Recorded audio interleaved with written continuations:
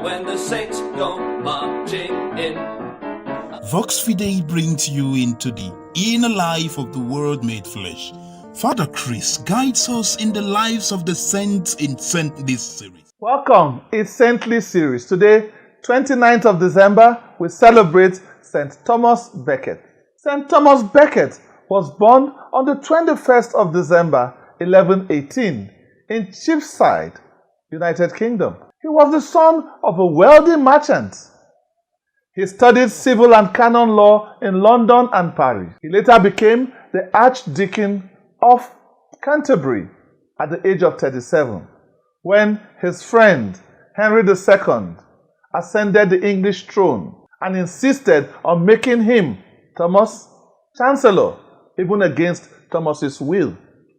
After the death of Theobald, the Archbishop of Canterbury, in 1161, Henry, after deep consultation, nominated Thomas Becket against his will again as the Archbishop of Canterbury. Thomas was an upright man with very high moral standards. He had warned the king that he was going to oppose the king's stand against the church. From that point, the relationship between Thomas and the king began to deteriorate.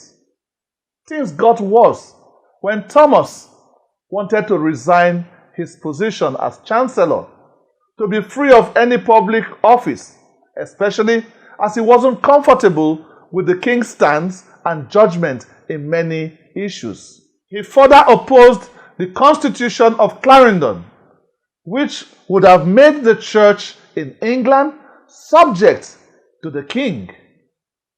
Thomas later fled to France when he sensed that his life was at risk in England.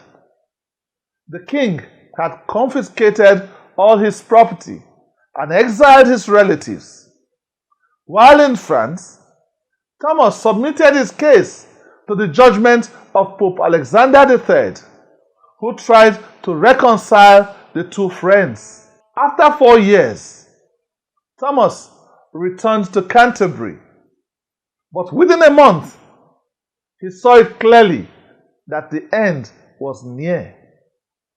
One day, while he was in the cathedral praying, 4 of the king's knights marched in and slew him by the altar. Shortly after his death, Thomas was venerated as a martyr.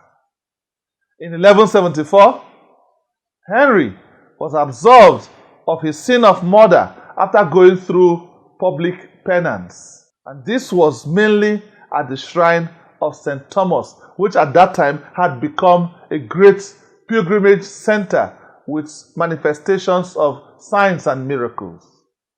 St. Thomas was willing to lay down his life in defense of the rights and goods of the church.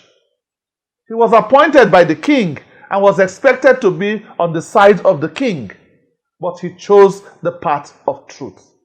It is a call on us to always stand for the truth at all times.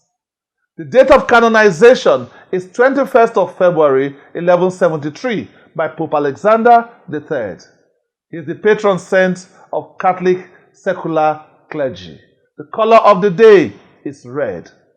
What we offer the saints is veneration.